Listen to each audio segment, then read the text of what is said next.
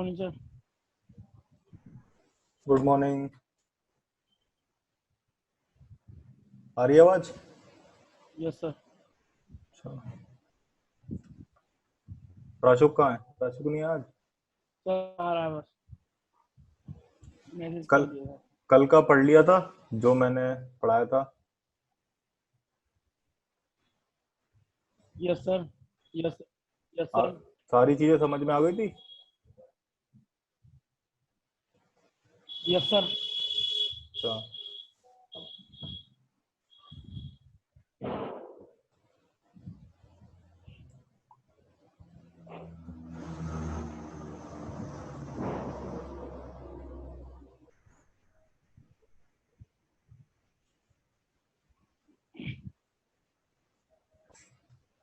Sir हाँ बोलो।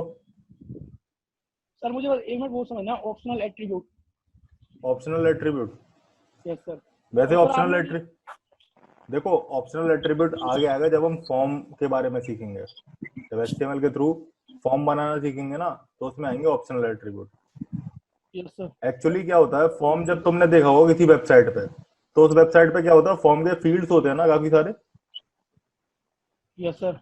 जिसमें एक में नेम फिल करना होता है और एक में एज करना होता है, कि किसी में कुछ और ईमेल आईडी करनी होती है, किसी में मोबाइल नंबर करना होता है। इस तरीके काफी सारे फॉर्म फील्ड्स होते हैं ना वेबसाइट्स पे। Yes. Yes sir. Yes sir. तो जैसे हम चाहते हैं कि कोई यूजर इस फील्ड को भरे और इस फील्ड को ना भरे, तो जिस फील्ड को हम चाहते हैं कि यूजर भरे और तभी फॉर्म सबमिट करे, उस पर हम एक एट्रीब्यूट लगाते हैं रिक्वायर्ड। और ये रिक्वायर्ड एट्रीब्यूट जो होता है ना, ये एक ऑप्शनल एट्रीब्यूट होता है। ठीक है ना? Okay sir. Okay sir. आ रही है आवाज दोनों को?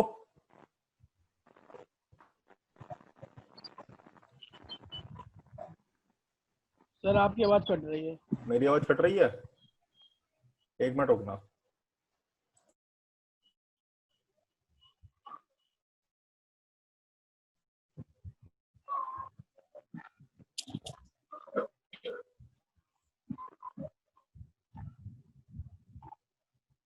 सर आवाज़ नहीं आ रही आपकी।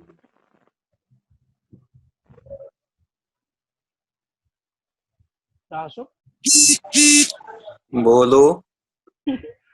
आ गई। आ गया।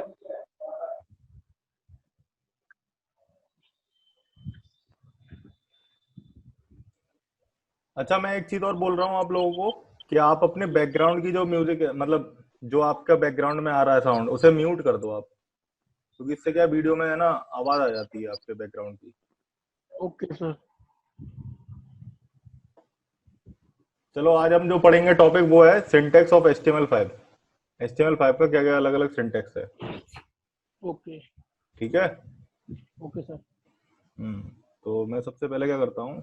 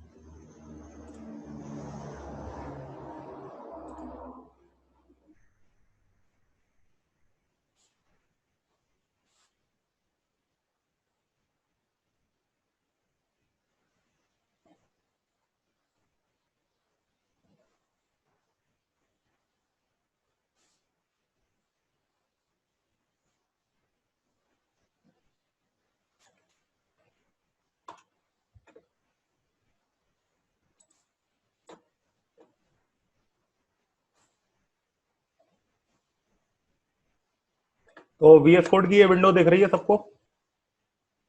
Yes sir. सर ये अच्छा, दिख रहा है क्या? सर, ये पेज दिख रहा है बस एक ही, व्हाट इज हाँ, सिंटैक्स। यही दिख रहा है ना, ये जो मैंने सेलेक्ट किया है, ये जो बॉडी है, हेड है, टाइटल है, मेटा है, यही तो चीजें दिख रही है। नहीं दिख रही सर ये। ये नहीं दिख रही? रुक जाओ एक मिनट। अभी दिख रहा है? यस सर दिख रहा है। अच्छा चलो, देखो, अब हम आज पूरे सिंटेक्स के बारे में पढ़ेंगे कि ये सिंटेक्स किस तरह से वर्क करता है और ये सिंटेक्स क्या होता है। ठीक है ना? ये HTML का एक बेसिक सिंटेक्स है, जो कि आप जब भी प्रोग्रामिंग करोगे तो इतना सिंटेक्स एटलीस्ट लिखना ही होगा। अभी तो फिलहाल से ये दो लाइन है, मेटा केयर सेट UTF-8 और मेटा नेम व्यू पोर्ट, ये लिखो चाहे मत लिखो, इससे कोई फर्क नहीं पड़ता। बट हमें ये जो बाकी का सिंटेक्स है, HTML, डॉक टाइप, हेड और बॉडी और ये टाइटल, ये तो लिखना ही पड़ता है एटलीस्ट, जब भी हम अपना एक HTML का प्रोग्राम बनाते हैं या HTML के थ्रू हम एक वेब पेज बनाते हैं, तो इतना सिंटेक्स हमें लिखना ही पड़ता है। तो सबसे पहले मैं बताता हूँ कि क्या करते हैं हम लोग।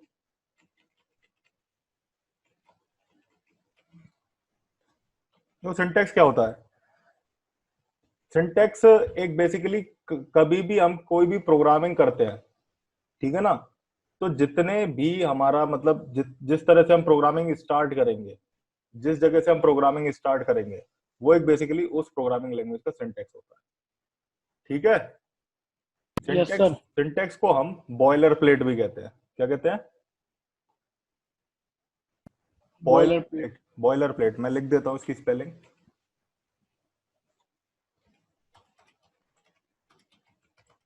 बॉयलर प्लेट भी कहते हैं। ठीक है ना? डेवलपमेंट टर्म्स में बॉयलर प्लेट कहा जाता है, वैसे अगर बेसिक मीनिंग है तो इसका सिंटेक्स ही है।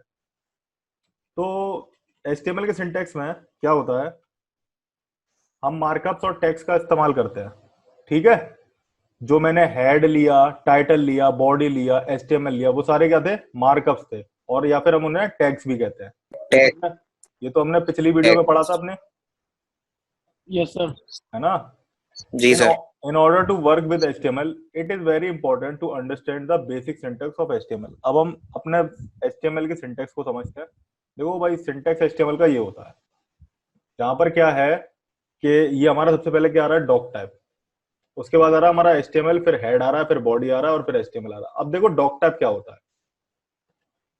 डॉक टाइप बेसिकली टैग नहीं होता, ना ही ये मार्कअप होता है, लेकिन ये इसलिए लगाया जाता है ताकि जो भी डेवलपर उस HTML डॉक्यूमेंट को एडिट कर रहा है या बना रहा है, उसे ये पता लग सके कि अभी हम किस HTML के वर्जन में काम कर रहे हैं। जैसे HTML5 में अभी हम वर्क कर रहे हैं ना, तो उसके लिए यस सर। जो डॉक टाइप है वो इस तरीके से लिखा जाता है।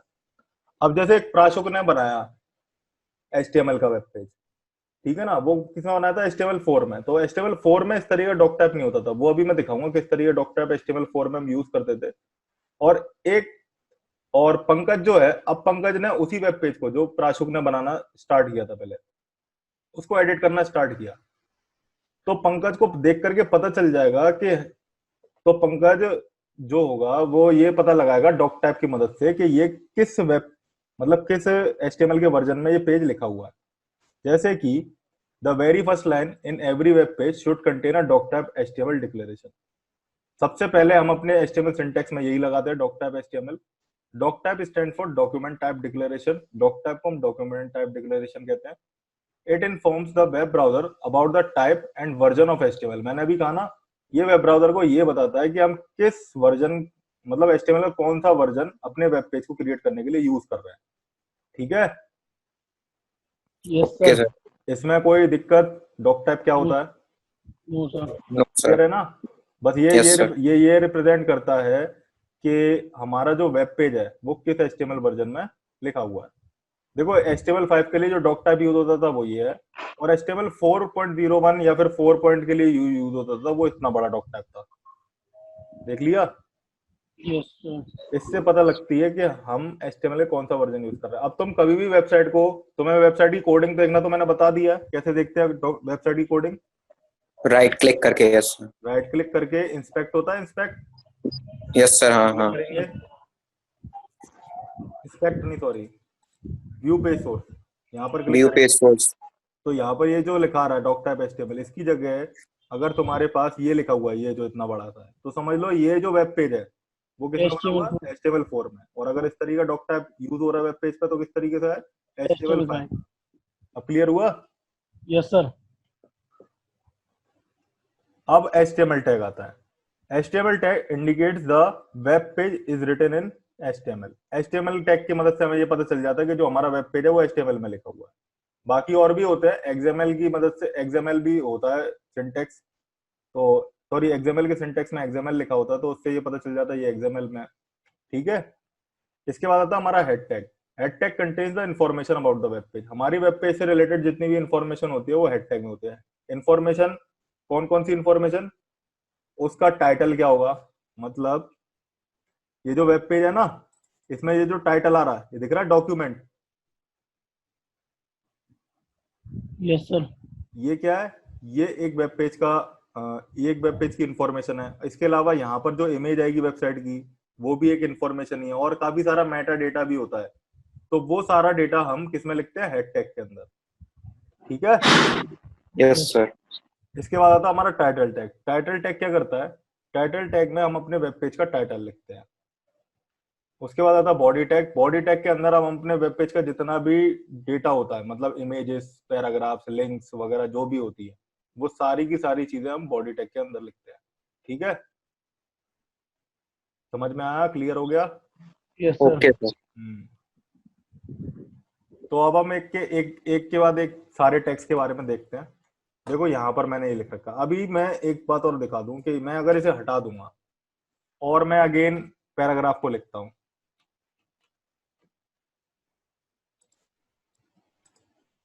और मैं फाइल को सेव करूंगा, यहाँ पे देखेंगे हमारे पास पैराग्राफ आ रहा है, लेकिन इस वेब पेज में कोई एरर तो नहीं आ रही। इसकी कोडिंग देखते हैं। देखो मैंने वो मेटा टैग हटा दिया, दिख रहा है तुम्हें? अब मेटा टैग है नहीं ना इसमें। No sir. हाँ, तो इससे कोई फर्क नहीं पड़ेगा। HTML सिर्फ एक ही केस में एरर देता है। HTML में तुम चाहे इस तरीके से लिख लो, या फिर तुम पूरा सिंटैक्स डिलीट कर दो और इसमें पैराग्राफ में हेलो वर्ल्ड भी लिख दोगे ना, और सेव करोगे, तो ये सेव हो जाएगा। वॉइस नहीं आ रही सर आपकी। वॉइस नहीं आ रही? एक मिनट, अभी आ रही है? हाँ सर, अब आ रही है। अब आ रही है? आ रही है। अच्छा, तो मैं ये कह रहा था कि अगर हम यहाँ पर सिर्फ और सिर्फ पैराग्राफ टैग ही लिख दे, या फिर कोई और टैग भी लिख दे, ये वाला सिंटेक्स पूरा ना लिखे, ये वाला जो अभी मैंने लिखा था ना, ये सिंटेक्स पूरा ना लिख करके हम सिंपल पैराग्राफ को भी लिख दे,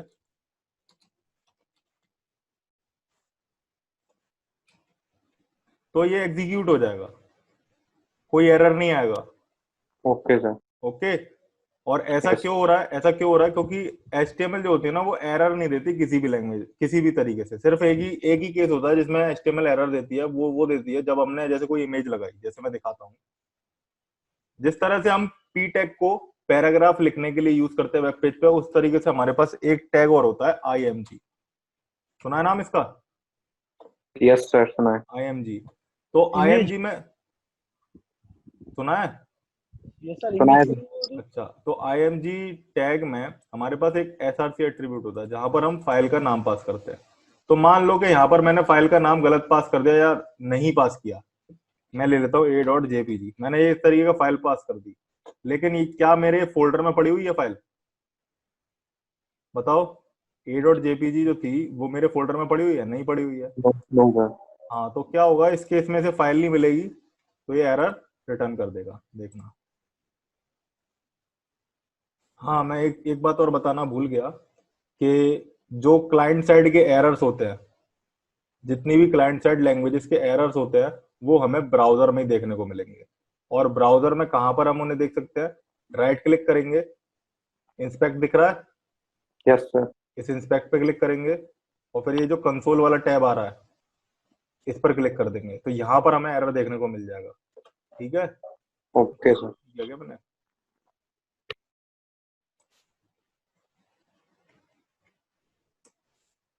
हाँ, ये एरर आ गई ना, देखो a.jpg 404 कब आता है? 404 एरर तब आता है जब हमारा वेब पेज या फिर कोई फाइल नहीं मिलती है, ठीक है ना? Okay sir. हाँ, Yes, sir. 404 एरर तभी आएगा हमेशा जब कोई फाइल या कोई भी डॉक्यूमेंट हमें नहीं मिलेगा सर्वर पे या फिर सॉरी हमारे कंप्यूटर में, तो इस तरीके की एरर आ जाएगी 404। ठीक, ओके सर। Yes, sir. तो यही एक केस है जिसमें HTML एरर देता है, इसके अलावा और किसी केस में एरर नहीं देता। तो आप इस तरीके से लिख सकते हो चाहो तो, लेकिन ये क्या है जो मैंने अभी ये लिखा था ना, ये जो लिखा है इस तरीके से कभी मत लिखना, हमेशा पूरा सिंटेक्स लिखो और उसके बाद लिखो।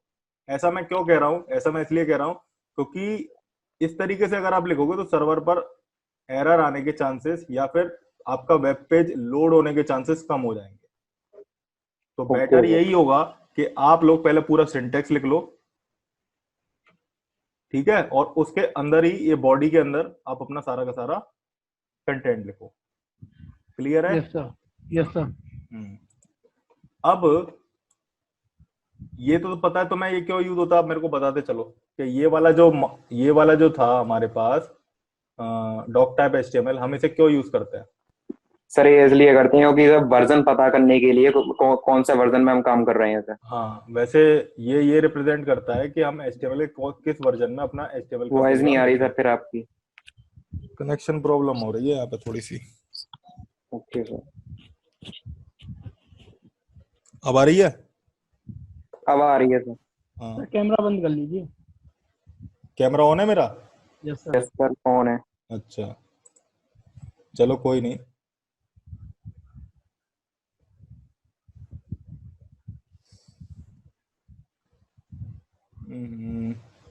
चलो छोड़ो, करते रहो तुम लोग, ठीक है ना? मेरे को है ना इससे कैमरा ऑफ नहीं करना आ रहा।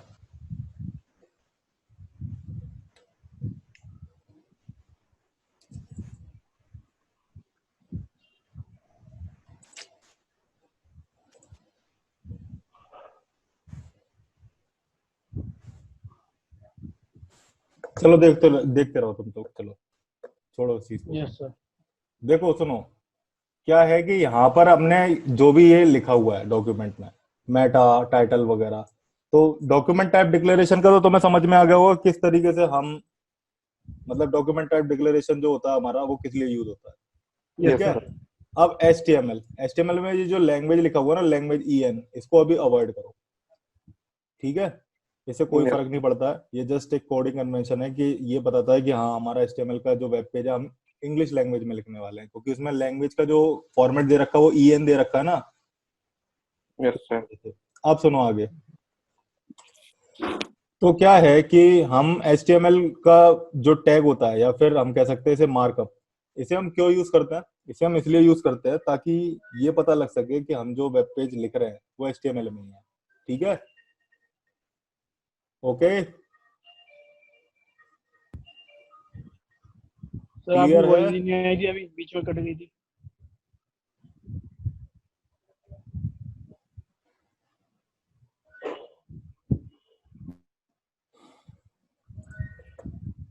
तो चलो इस पे आगे देखते हैं, हेड। अब हेड HTML टैग के बारे में क्लियर हुआ? Yes sir. हाँ, अब हेड के बारे में देखते हैं। देखो भाई, हेड एलिमेंट क्या करता है? हेड एलिमेंट के अंदर हम अपनी सारी वेब पेज की इंफॉर्मेशन रखते हैं। अब जैसे ये मेटा टैग रखा हुआ है मैंने, ये मेटा टैग क्या होता है? Most of the web page information contains in this Meta tag, ठीक है ना? हमारे वेब पेज की ज्यादा से ज्यादा इंफॉर्मेशन इस मेटा टैग के अंदर ही लिखी होती है। इस मेटा टैग को हम अलग अलग तरीके के फॉर्मेट में लिखते हैं, लेकिन ये आगे हम पढ़ेंगे मेटा टैग के बारे में, अभी इसका कोई भी काम नहीं है। तीसरा जो हमारा टैग आता है हेड के अंदर, वो होता है टाइटल, ठीक है? Yes sir. चलो ऐसे समझ में नहीं आएगा। देखो सुनो, जो हमारा हेड टैग होता है, मैं सीधे सिंपल लिख देता हूँ, ठीक है ना? उसके अंदर हमारे छह अलग अलग तरीके के होते हैं। 6 हमारे 6 अलग अलग तरीके के टैग्स होते हैं हेड टैग के अंदर। एक होता है मेटा, मैं लिख दे रहा हूँ यहाँ पे, ठीक है? Okay sir. एक होता है मेटा टैग, दूसरा होता है टाइटल, ठीक है। तीसरा होता है तीसरा होता है हमारा लिंक टैग। चौथा होता है हमारा बेस। एंड जो फिफ्थ होता है वो होता है स्क्रिप्ट। एंड एक और होता है स्टाइल।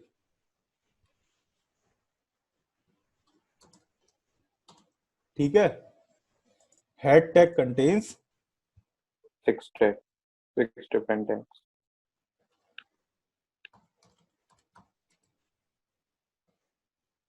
ये सारे हेड टैग के अंदर होता है, ये सारे के सारे। और इन सारे टैग्स के अंदर हम अपने वेब पेज की अलग अलग तरीके की इंफॉर्मेशन शेयर करते हैं या फिर फिल अप करते हैं। जैसे मेटा टैग है, अब तुमने कोई भी वेबसाइट ओपन करी, जैसे मैं क्या करता हूँ, यहाँ पर मैं गूगल क्रोम पे एक वेबसाइट ओपन करता हूँ, हेलो, ठीक है ना, मैंने एक वेबसाइट यही ओपन कर ली। अब तुम देख रहे हो ये यहाँ पर ये जो चीज आ रही है, हेलो वर्ल्ड प्रोग्राम वगैरह वगैरह जो भी आ रहा है, ये आ रहा है।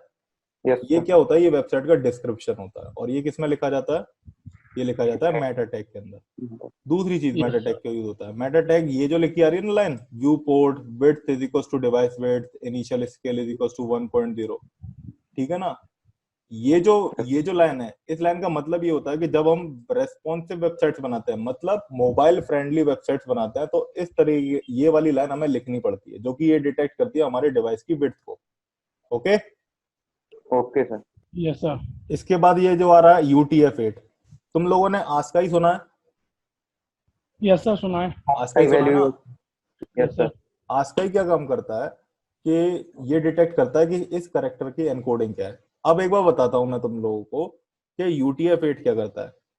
वेब पेज में हमारे काफी अलग अलग तरीके की एंटिटीज होती है, जरूरी तो है नहीं कि इंग्लिश ही हो, इमोजी भी तो एक एंटिटी है। यस तो इन सर। सारी इमोजी, इन सारे कैरेक्टर्स को अलग अलग तरीके के रीड करने के लिए हम कैरेक्टर एनकोडिंग यूज करते हैं। और जो वेब में हम जितने भी वेब पेजेस बनाते हैं, उसमें जो कैरेक्टर एनकोडिंग यूज होती है वो होती है UTF-8। आस्काई इसलिए यूज नहीं करते बिकॉज आस्काई में तुम्हें पता है लिमिटेड नंबर ऑफ कैरेक्टर्स होते हैं, उसमें ये इमोजीज वगैरह Yes, रीड नहीं sir. होगी और वो सही तरीके से डिस्प्ले नहीं हो पाएगी। जिस वजह से हम अपने वेब पेजेस में जो एनकोडिंग सेट यूज करते हैं, मतलब कैरेक्टर एनकोडिंग यूज करते हैं, वो कौन सा होता है, UTF-8। UTF की फुल फॉर्म है यूनिकोड ट्रांसफॉर्मेशन फॉर्मेट, ठीक है। Okay. इसका एक यस सर। वर्जन और होता है 16, UTF-16, पर अभी वो वेब में यूज नहीं हो रहा है। उसमें और सारे कैरेक्टर्स ऐड करे गए हैं नए नए, ठीक है ना।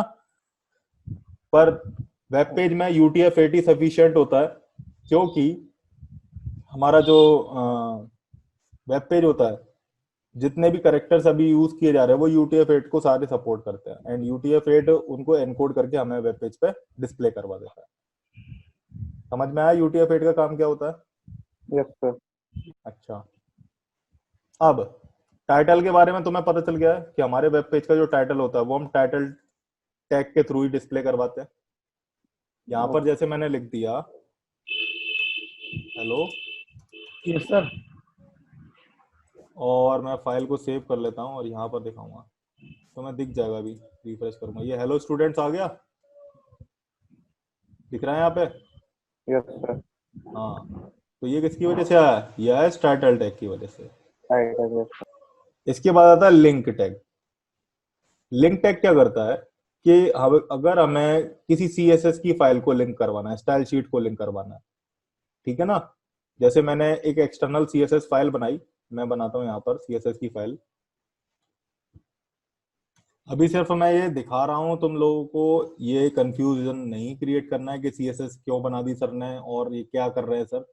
बस ये जानो कि लिंक टैग का पर्पस और काम क्या है इस समय, ओके ठीक सर। है। मैंने एक पैराग्राफ लिया, लिंक टैग, सॉरी, CSS की प्रोग्रामिंग हम आगे आने वाले वीडियो जब हम CSS पढ़ेंगे तब पता चल जाएगी तुम्हें। मैं इसका कलर दे देता हूँ या फिर फॉन्ट साइज दे देता हूँ मैं 40 पिक्सल्स, ठीक है। अभी फाइल को सेव करते हैं और यहाँ पर अब हम एक पैराग्राफ लिख देते हैं, लॉरेन। अब मैं फाइल को सेव करता हूँ और यहाँ पर हम देखते हैं, रिफ्रेश करेंगे। अभी देख रहे हो तुम, यहाँ पर मेरे पास पैराग्राफ आ रहा है, लेकिन इसका जो फॉन्ट साइज है, फॉन्ट साइज क्या होता है, टेक्स्ट का जो साइज है वो कितना है, वो नॉर्मल है, जो कि हम पहले भी देखते हुए आ रहे थे। ओके। लेकिन जैसे ही मैं सीएसएस ओके की सर। फाइल लिंक करवाऊंगा, और लिंक करवाने के लिए मैं किस एलिमेंट, किस टैग का यूज करूंगा, लिंक टैग का, जैसे मैंने अभी बताया ना। यहां पर लिख दूंगा मैं अपनी सीएसएस की फाइल का नाम href में abc.css।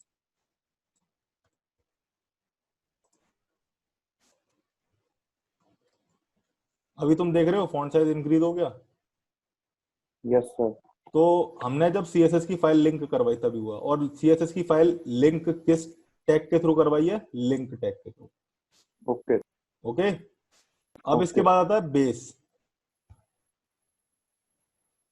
बेस टैग क्या करता है, बेस टैग हमारे जो भी अलग अलग फोल्डर्स में फाइल पड़ी हुई है, मतलब जैसे एक इसमें पड़ी हुई है और एक कहीं और पड़ी हुई है, तो उसको एक सिंगल लिंक दे देगा और हम यहाँ पर उन सारी लिंक्स के जो फाइल है वो पास कर देंगे। इस टैग के बारे में प्रैक्टिकली समझाऊंगा, लेकिन अभी मैं सिर्फ और सिर्फ सिंटेक्स पर वर्क कर रहा हूँ, तो इसलिए अभी मैं इसको कवर नहीं कर रहा।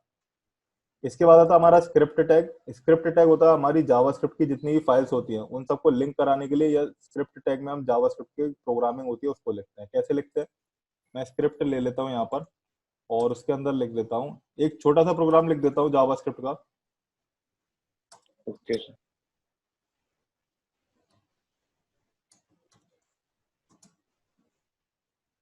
हेलो जावा,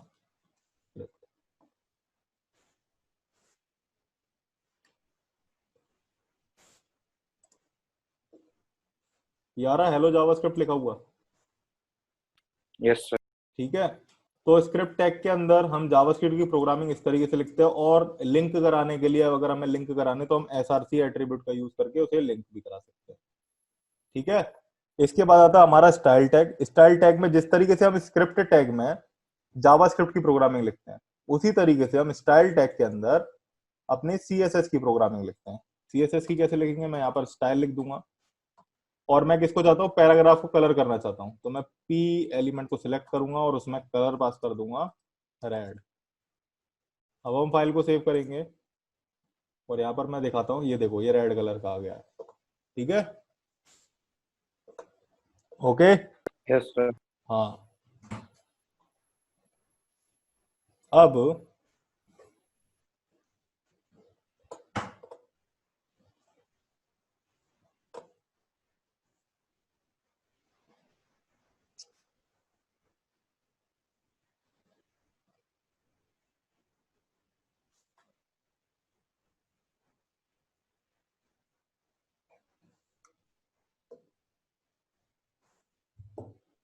अब जो हमारा वो आता है नेक्स्ट एलिमेंट, फिलहाल तो सारे हो चुके हैं इसके। इसके बाद हमारा क्या था, बॉडी। बॉडी एलिमेंट के अंदर हम अपना जितना भी इमेजेस होती है, वेब पेज का जितना भी कंटेंट होता है ना, वो सारा का सारा किसके अंदर लिखते हैं, बॉडी। बॉडी के अंदर। चलो अब हम इसको देखते हैं थोड़ा सा। इसके बॉडी के अंदर मैं एक दो चीजें लिख देता हूँ यहाँ पर। पेन ले लेते हैं, लॉरेन, इस तरीके से लिख दिया मैंने, और इसका भी डैश डैश लगा करके हेलो पेन, ये आ गया हेलो स्पेन। तो नॉर्मली हम जितना भी वर्क करेंगे ना, वो सारा किस में करेंगे बताओ। नॉर्मली हम जितना भी अपने वेब पेज का कंटेंट होगा वो किस में लिखेंगे, सर बॉडी में। बॉडी एलिमेंट के अंदर। जितना भी मेरा यस। कंटेंट होगा वेब पेज का, मैं वो सारा का सारा बॉडी एलिमेंट के अंदर ही लिखूंगा। बॉडी में। ओके। अब मुझे वन बाय वन बताओ कि ये अलग अलग तरीके टैग्स हम क्यों यूज करते हैं, एक एक करके बता दो। चलो किसके लिए क्या टैग यूज होता है, और मैंने यहाँ पर ये जितने भी टैग एक्सप्लेन करे हैं उसके बारे में बताओ आप लोग। कोई नहीं, गलती बताओ, कम से कम पता तो चलेगा मुझे तुम लोगों ने इतनी देर में क्या सीखा। सर जो डॉक टाइप HTML है सर, वो तो वर्जन के लिए पता करने के लिए होता है कि हम कौन हाँ से वर्जन में काम कर रहे हैं। हाँ, हम और सर कौन से वर्जन का HTML। HTML का यूज कर रहे हैं अपने। हाँ हाँ सर। हाँ, अब ये HTML सर, हम HTML टैग इसलिए लगाते हैं क्योंकि हम HTML में वर्क कर रहे हैं सर। इसमें XML भी लगा सकते हैं, तो ये हाँ, पता चल जाएगा कि हम XML लगा XML नहीं सकते, XML लगा नहीं सकते। हम XML में भी इसी तरीके से लिखते हैं, लेकिन HTML ये डिनोट करता है कि जो हम नीचे प्रोग्रामिंग करने वाले हैं वो क्या है, हाँ HTML से सर। Related programming. हाँ सर। और और सर आगे, टैग, टैग टैग सर इसलिए यूज करते हैं, वेब पेजेस की सारी इंफॉर्मेशन होती है इसमें। हाँ, हैश टैग के और अंदर सर। हमारी सारी इंफॉर्मेशन होती है वेब पेज की। यस इसलिए सर। हम हेड टैग को यूज करते हैं। लेकिन एक बात और मैं बता दूं, हेड टैग में हम जितने भी इंफॉर्मेशन लिखेंगे या जितना भी कंटेंट लिखेंगे वो वेब पेज पे डिस्प्ले नहीं होगी, उसकी वजह से वेब पेज पे इफेक्ट आ जाएगा। यस ठीक है सर। ना, इफेक्ट पड़ेगा लेकिन यस उस तरीके की कोई इन्फॉर्मेशन शो नहीं होगी वेब पेज पे। Yes sir. ठीक है, यस सर। और यस बताओ, सर। ये बॉडी को यूज करते थे। सर बॉडी में तो सारी इंफॉर्मेशन आती है, मतलब जो भी हम लिखेंगे जैसे पैराग्राफ वगैरह लिखेंगे तो सब बॉडी टैग के अंदर आएगा सारी चीज। हमारे वेब पेज का जितना भी कंटेंट होगा, वो हाँ सर। चाहे इमेजेस हो चाहे वो लिंक्स हो, वो सारी की सारी क्या होती है, बॉडी टैग के अंदर लिखी जाती बॉडी। है। अब यस सर। इन 6 के 6 टैग्स के बारे में बताओ मेरे को। मेटा क्यों यूज करते हैं? सर मेटा टैग इसलिए यूज करते हैं, जैसे कोई वेबसाइट खोल दी तो उसका उसमें जो नीचे लाइन नहीं आती वो इंफॉर्मेशन वो सारी वो मेटा टैग डिस्क्रिप्शन में कहते हैं, आती है। डिस्क्रिप्शन कहते हैं हाँ उसको। डिस्क्रिप्शन कहते हैं सर। हाँ और टाइटल टैग में जैसे कि हम टाइटल देते हैं, डॉक्यूमेंट दे दिया तो सर ऊपर ऊपर आएगा टाइटल वो। हाँ, वेब पेज के टाइटल के लिए हम टाइटल टैग को यूज करते हैं। Yes sir. और हाँ लिंक टैग सर कोई भी फाइल लिंक कराने के लिए यूज करती होती है लिंक टैग। हाँ, कोई भी फाइल नहीं, सीएसएस की, जनरली हाँ सीएसएस की सर। फाइल होती है। सीएसएस सीएसएस की की। फाइल को लिंक कराने के लिए हम लिंक टैग का यूज करते हैं। बेस टैग यस का सर। मैं बताऊंगा अभी, बेस टैग क्यों यूज करते हैं। स्क्रिप्ट और स्टाइल के बारे में बताओ, स्क्रिप्ट टैग को यूज। स्क्रिप्ट सर जावा जितनी भी जावा स्क्रिप्ट की फाइल होंगी सर वो अटैच हो जाएंगी सर। हाँ, स्क्रिप्ट टैग को हम जावास्क्रिप्ट की प्रोग्रामिंग के लिए यूज करते हैं, चाहे हमें फाइल को अटैच करना हो या फिर हमें जावास्क्रिप्ट की प्रोग्रामिंग करनी हो, हम स्क्रिप्ट टैग के अंदर ही करेंगे। करेंगे स्टाइल, सर। स्टाइल। देखो स्टाइल टैग के अंदर हम अपनी सीएसएस की सारी प्रोग्रामिंग लिखते हैं। सीएसएस की ओके, करते हैं। Yes sir. पंकज तुमने तुमने क्या बिल्कुल भी नहीं पढ़ा इस बार? मैं देखो, मैं पढ़ा रहा हूँ, मैं संग के संग पूछता भी जाऊंगा, बिकॉज इससे क्या है कि तुम्हारे मेमोराइज हो जाएगा तुमको बहुत जल्दी से। समझा किया करो चीजों को, नहीं तो समझ में नहीं आएगी आखिर में। अब हमारा सारा सिंटेक्स समझ गए तुम लोग, ये जो यस सर। HTML का था। अब हम अपना नेक्स्ट डॉक्यूमेंट देखते हैं, तो मैं क्लोज कर दूं। Heading, paragraphs, comments and line breaks. Headings कैसे लिखते हैं? देखो भाई, HTML में हेडिंग्स को हाईलाइटिंग करने के लिए यूज किया जाता है। जैसे मेरे को किसी भी मैंने एक टॉपिक लिखा, उसके ऊपर मुझे कुछ हेडिंग प्रोवाइड करने हैं, देन हम HTML हेडिंग्स को यूज करते हैं। HTML में 6 तरीके की, अलग अलग तरीके की हेडिंग्स होती हैं, H1 to H6। ठीक है, कैसे होती है ओके। अभी अभी हम ये देखते हैं। मैं इसको डिलीट करता हूँ एंड यहाँ पर हम लेते हैं H1 हेडिंग 1, H2 हेडिंग 2। इसी तरीके से देखो, अब अगर मेरे को काफी सारी लिखनी है, H3 heading 3, H4 heading 4, H5 heading 6, ओ सॉरी 5, और H6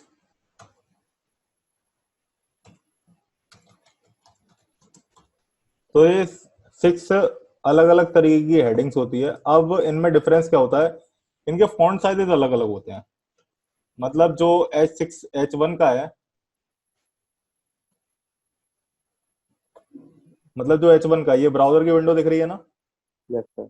हाँ, तो जो H1 का जो फॉन्ट साइज है और जो H6 का फॉन्ट साइज है, वो बिल्कुल अलग होगा। मतलब H1 हमारी सबसे पहली हेडिंग होती है, और मतलब इसका फॉन्ट साइज सबसे ज्यादा बड़ा होता है। मैं ये बात और क्लियर कर देता हूँ कि हमारे हर वेब पेज पर एक H1 एलिमेंट जरूर होना चाहिए, एक H1 टैग जरूर होना चाहिए। अदरवाइज ये एसईओ में प्रॉब्लम कर देगा, सर्च इंजन ऑप्टिमाइजेशन में। अब सर्च इंजन ऑप्टिमाइजेशन क्या होता है, जैसे मैंने यहाँ पर कोई भी वेबसाइट सर्च करी, ठीक है, जैसे मैंने क्या सर्च किया, अमेजोन, ठीक है ना, ओके। या फिर कुछ और कोई भी वेबसाइट सर्च करी, ठीक है, तो हमारे जो सर्च में सबसे ऊपर होकर के आती है वेबसाइट सर्चिंग में। ठीक है ना, तो इस चीज को इम्प्रूव करती है H1 में। अगर हम अपने हर एक वेब पेज में H1 एलिमेंट लगाएंगे तो एसईओ यही चीज होती है और यही इम्प्रूव होती है। Okay, okay sir. ठीक है।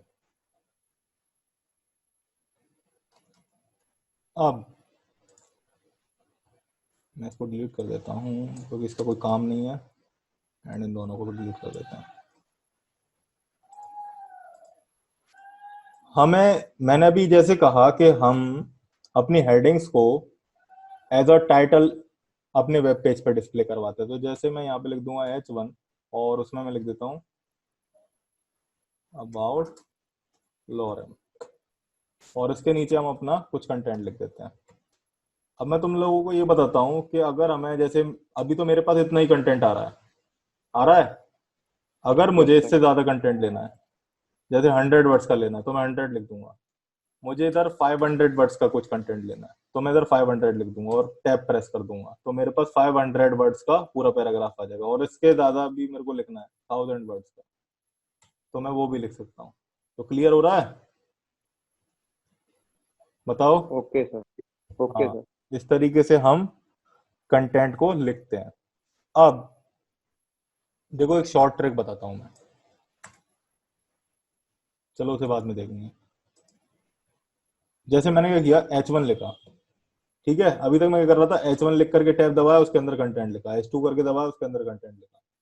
मुझे क्या चाहिए कि मैं एक साथ ही H1 to H6 लिख लूं। तो किस तरीके से लिखूंगा, H1 plus H2 plus H3 plus H4 plus H5 plus H6, ये लिखा और इसके बाद टैब प्रेस कर दिया तो मेरे पास H1 to H6 सारे के सारे एलिमेंट्स आ ओके सर। जाएंगे।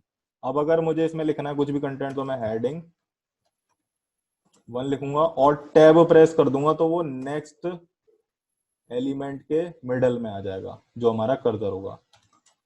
हेडिंग 2 लिखा मैंने, हेडिंग 3,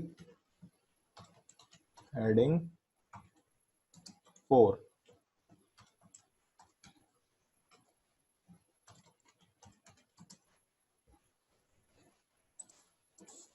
सेव नहीं करते, पहले पहले वाला देखते हैं, कुछ नहीं है अभी।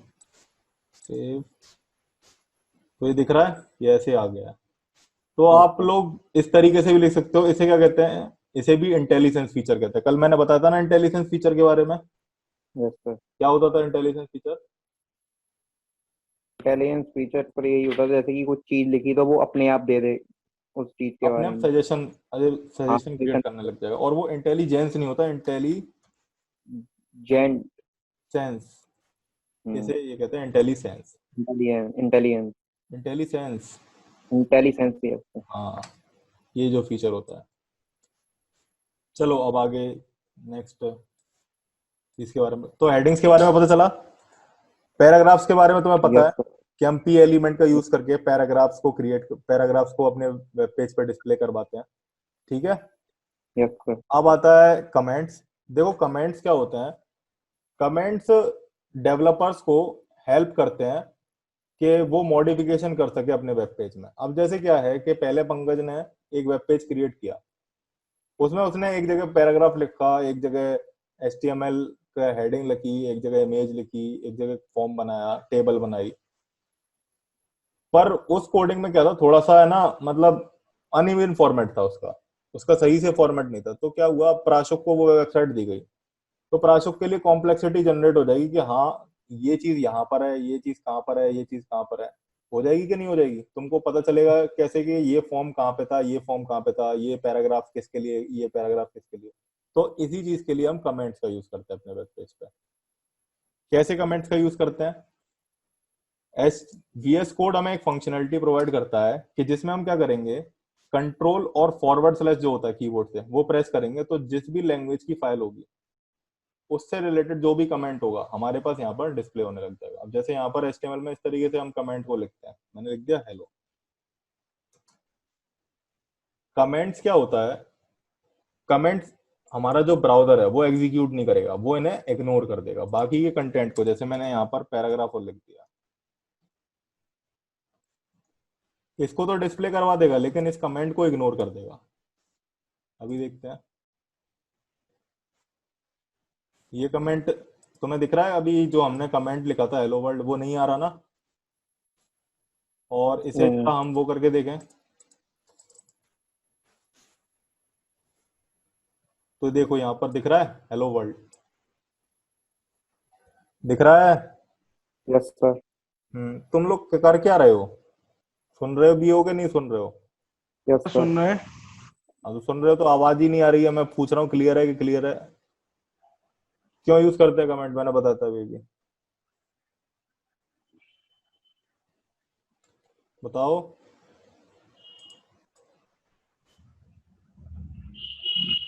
चलो मैं एक बार एक्सप्लेन और करता हूँ, ध्यान से सुनना अब आगे आगे आने वाली चीजों को। देखो कमेंट्स को हम इसलिए यूज करते हैं ताकि डेवलपर को ये पता चल सके कि कौन सा पोर्शन कहाँ पर लिखा हुआ है।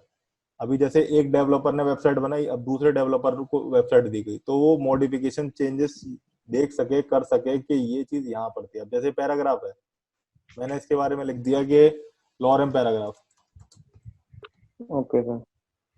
तो मुझे पता चल जाएगा ना कि हाँ इधर लॉरेम से रिलेटेड कंटेंट है जिसका पैराग्राफ लिखा हुआ है। अब यहाँ पर मैंने एक हेडिंग लिख दी कोई भी,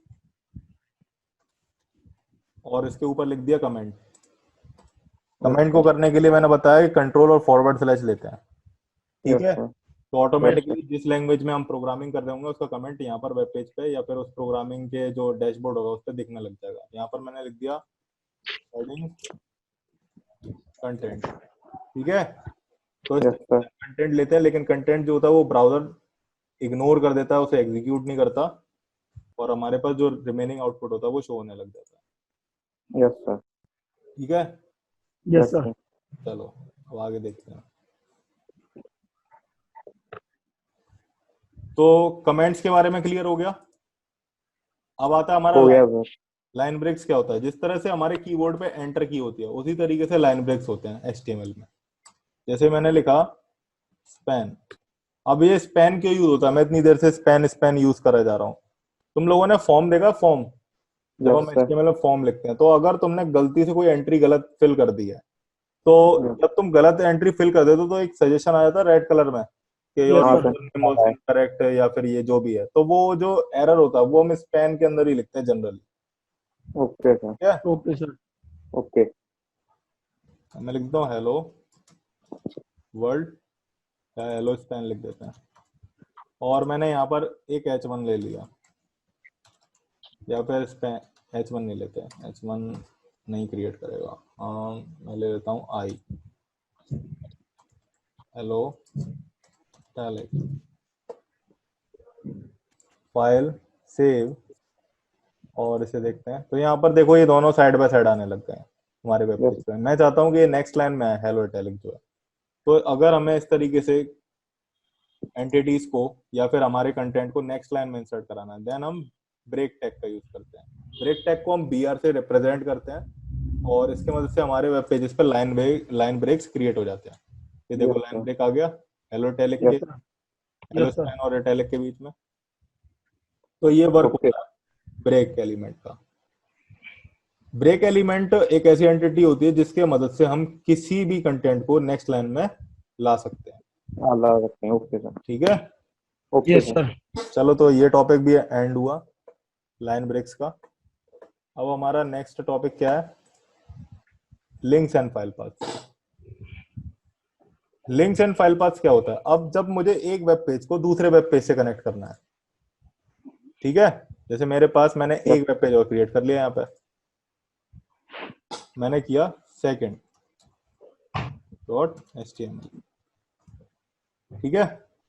यस सर। एक मैंने वेब पेज किया third.html, ठीक है। दो वेब पेज क्रिएट कर लिए।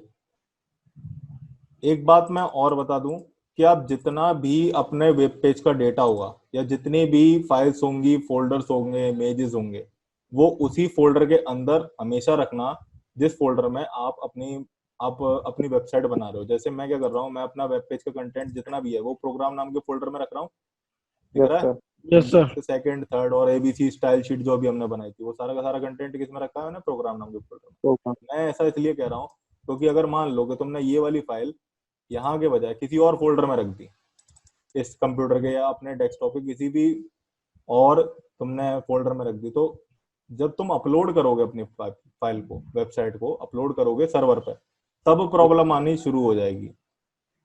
बिकॉज तुम अपलोड तो एक ही फोल्डर करोगे ना अपनी वेबसाइट का, यस सर। और इसमें तुमने फाइल का पाथ दे रखा है किसी और फोल्डर का, तो इस वजह से एरर आनी शुरू हो जाएगी। इसीलिए हमेशा जब भी तुम लोग अपना फोल्डर में वर्क अपनी वेबसाइट को क्रिएट करो तो एक फोल्डर बनाओ उसको सेपरेट, और उसके अंदर नेसेसरी फाइल्स, इमेजेस, फोल्डर्स जितने भी हैं वो सारे उसी में क्रिएट करो। एक फोल्डर के अंदर सारी फाइल्स आ जाए मतलब। हाँ, जैसे मैंने यहाँ पर प्रोग्राम नाम से भी लिख रखा है, चलो इसे रीनेम करके मैं कर देता हूँ हेलो वेबसाइट, या फिर हमारी लिख देते हैं HTML वेबसाइट, HTML वेबसाइट। ठीक है। तो यस सर। मैं इसे क्लोज करूंगा पहले, तो यूज में है ना ये, इस वजह से नहीं आ रही है। ठीक है, ये हो गया HTML वेबसाइट। Yes sir. अब इसी के अंदर मैं अपनी सारी फाइल्स को रखूंगा। अगर मैंने इधर उधर रखी तो जब भी मैं इस वेबसाइट को ओपन करूंगा तो फाइल फैच होगी। अब उसे अगर मान लो कि वो वेबसाइट का नाम चेंज हो गया या फोल्डर का नाम भी चेंज हो गया तो क्या होगा, एरर आने लग जाएगी। हाँ सर। ठीक है ना। तो हमेशा क्या करना है, एक फोल्डर बनाना है अपनी वेबसाइट का एंड उसी के अंदर सारी की सारी इंफॉर्मेशन रखनी है। ठीक है। Yes sir. Yes okay sir. Sir.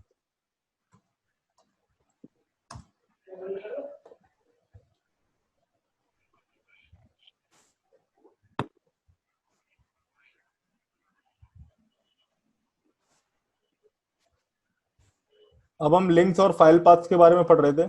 जब हम एक वेब पेज को दूसरे वेब पेज से कनेक्ट करते हैं तो उन्हें क्या कहते हैं, लिंक्स, लिंक। या फिर हम उस प्रोसेस को क्या कहते हैं, लिंकिंग। लिंक्स को हम एंकर टैग के थ्रू क्रिएट करते हैं। एंकर टैग को हम ए से रिप्रेजेंट करते हैं। मैं यहाँ पर ए लिखूंगा और टैब प्रेस करूंगा तो हमारे पास एंकर टैग आ जाएगा।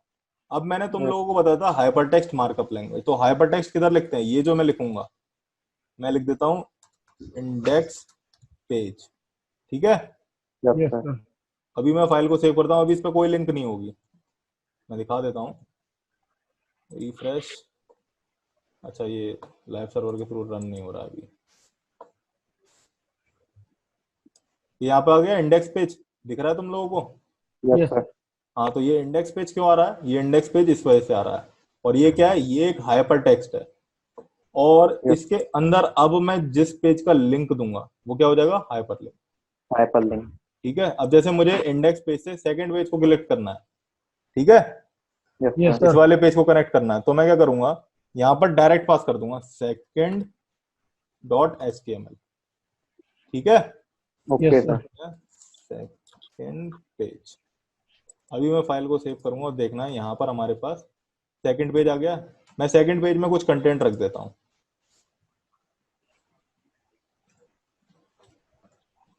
यहाँ पे लिख देते हैं, एक हेडिंग ले लेते हैं H1 सेकंड पेज। इस प्रोसेस को ढंग से देख लेना, क्योंकि ये चीज क्या होता है कि नॉर्मली लोग क्या करते हैं कि एक वेब पेज से दूसरे वेब पेज को कनेक्ट करना सिखा देते हैं, लेकिन मैं इसमें यही नहीं बताऊंगा, ये भी बताऊंगा अगर हमने फोल्डर्स को क्रिएट कर लिया उसके अंदर से बाहर और अंदर कैसे जाया जाता है लिंकिंग में। अभी फिलहाल हम सिंपल देखते हैं। तो मैंने ये सेकंड पेज पे एक हेडिंग क्रिएट कर दी है। अब मैं इसे रिफ्रेश करके इस पर क्लिक करता हूँ तो देखा तुमने, सेकंड पेज आ गया हमारा। और यहाँ पर देखो Yes. URL में क्या दिखा रहा है, second डॉट HTML दिखा रहा है, उस Yes, पेज sir. का नाम ही दिखा रहा है। मैं बैक करूंगा तो तुम्हें किसका नाम दिखा रहा है, इंडेक्स डॉट HTML का। तो इस तरह से हम एक वेब पेज से दूसरे वेब पेज को कनेक्ट करते हैं। अब मान लो कि सेकंड से मेरे को थर्ड पे जाना है, तो तुम लोग बताओ मैं कैसे कनेक्ट करूंगा। सेकंड डॉट third- HTML से मेरे को थर्ड डॉट HTML पे जाना है। सर तो पहले हाइट को सिलेक्ट कर लेंगे। हाइट को क्या को सिलेक्ट करेंगे, हम एंकर टैग लेंगे। का टैग लेंगे पहले। हाँ, एंकर टैग देंगे और इसमें उसमें वो उस पेज का नाम इसमें देंगे। तो फाइल डाल देंगे। यहाँ पर क्या नाम डालेंगे, sir third dot HTML। Third dot HTML। ठीक है। और यहाँ पर लिख yes sir. Third page. Yes sir. अब मुझे बताओ कि मान लो कि इससे मेरे को इंडेक्स पेज को भी कनेक्ट करना है, ये वाला जो इंडेक्स पेज है इसको भी कनेक्ट करना है, तब कैसे करेंगे। सर फिर एंकर टैग लेंगे। फिर एंकर टैग लेंगे। हाँ सर। और third third index dot index page को इंडेक्स पेज को कनेक्ट करना है इससे, इंडेक्स डॉट HTML। और यहाँ पर क्या कर देंगे, third. Index index index page को करना है तो इंडेक्स पेज को अच्छा, इंडेक्स पेज, सॉरी। हाँ, हाँ ठीक है। Yes sir. अभी जरा चेक करते हैं इसे। सेकंड पेज है हमारा, सेकंड पेज पे गए, सेकंड पेज पे आ रहा है थर्ड पेज और इंडेक्स पेज आ रहा है। Yes sir. इंडेक्स पेज पे क्लिक किया मैंने, ये सेकंड पेज वाला आ गया। मैं इंडेक्स पेज पे एक काम और करता हूँ, एक हेडिंग दे देता हूँ, क्या हेडिंग दे देंगे हम, H1 इंडेक्स पेज, ये एक इंडेक्स पेज है। तो अभी लिंक करना है कि हम एक वेब पेज को कैसे लिंक करते दूसरे वेब पेज से। Yes sir. ये तो बहुत ही सिंपल चीज थी। सेकंड पेज पे किया, सेकंड पेज पे आया, थर्ड पेज पे भी हमने किया नहीं है कुछ भी, तो इसलिए थर्ड पेज पे भी थोड़ा सा कंस्ट्रक्शन कर लेते हैं।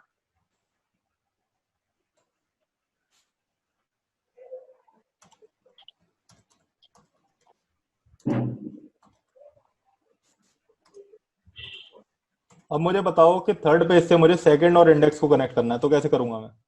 एंकर एंकर ले लिया मैंने, एंकर टैग। इधर HREF क्या बात करूंगा। सर थर्ड से किसमें करना है? थर्ड से सेकंड को कनेक्ट करना है और इंडेक्स को कनेक्ट करना है। Sir third dot HTML। Third dot HTML का करेंगे, थर्ड डॉट HTML पे तो मैं हूं ना। अच्छा थर्ड से सेकंड को और second dot HTML second page, second dot HTML और यहाँ पर दे दूंगा मैं सेकंड सेकंड पेज। अपने बैकग्राउंड की जो आवाज है उसे बंद करो। HREF में अब इंडेक्स को कनेक्ट करना, तो इंडेक्स डॉट HTML और इंडेक्स पेज। इंडेक्स। ठीक है, यस अब सर। जरा देखते हैं। रिफ्रेश किया, हमारे पास थर्ड डॉट HTML पे आ गया, सेकंड पेज और इंडेक्स। अब इंडेक्स पे जाना है तो इंडेक्स पे पहुंच जाऊंगा, सेकंड पेज पे जाना है मेरे को, सेकंड पेज पे पहुंच जाऊंगा, थर्ड पेज पे जाना है मैं थर्ड पेज पे पहुंच जाऊंगा। तो मैं यहाँ पर दिख रहा होगा कि URL में भी पेजेस चेंज हो रहे हैं। ठीक है, यस सर। क्लियर हुआ। Yes sir. ये तो बहुत सिंपल काम था, बहुत ज्यादा सिंपल, लेकिन अब थोड़ा सा कॉम्प्लिकेटेड करते हैं इसे। यहाँ पे मैं थर्ड और दे देता हूँ, थर्ड डॉट HTML। मैंने बोला था ना, collection of web pages is known as a website. तो इसी तरीके से वेबसाइट में पेजेस को लिंक किया जाता है और एक वेबसाइट को कंप्लीट किया जाता है। पर कभी कभी क्या होता है कि वेबसाइट के वेब पेजेस क्या होता है, फोल्डर के अंदर पड़े होते हैं। बहुत ही रेयर केसेस में होता है वैसा ऐसा तो, लेकिन मैं फिर भी बता देता हूँ कि अगर हमें किसी फोल्डर के अंदर से फाइल को लिंक कराना है तो कैसे कराएंगे। जैसे मैंने यहाँ पर क्या किया, एक फोल्डर क्रिएट किया, मैंने किया फाइल्स। ठीक है ना, ओके सर। फाइल्स नाम से फोल्डर नहीं, फोल्डर यहाँ से क्रिएट होगा। मैंने दिया फाइल्स। ठीक है, यस सर। एक बात और, कभी भी फाइल्स और फोल्डर के नाम के बीच में स्पेस मत देना। क्या नहीं करना है, कोई भी स्पेस नहीं देना। ये नहीं, ये अगर स्पेस देना है या फिर दो एंटिटीज, दो नाम को जोड़ना है, जैसे मैंने दिया फाइल्स, और मैं इस तरीके से नहीं लिखूंगा कभी भी स्पेस दे करके, कभी ऐसे मत लिख देना। ठीक है ना, अंडरस्कोर लगा देना। क्या लगा देना, अंडरस्कोर। अंडरस्कोर, इस तरीके से। और फाइल के नाम में तो कभी देना ही मत। अभी एक फोल्डर क्रिएट हो गया, तुम लोग देखो यहाँ पे HTML वेबसाइट के अंदर हमारे पास एक फाइल फोल्डर क्रिएट हो गया, फाइल्स फोल्डर। अब क्या है, इसके अंदर मैंने एक फाइल क्रिएट कर दी, मान लो फोर्थ डॉट HTML। ठीक है, अब इस फोर्थ HTML से मुझे इन तीनों फाइल्स को लिंक करना है। बताओ कैसे करूंगा मैं।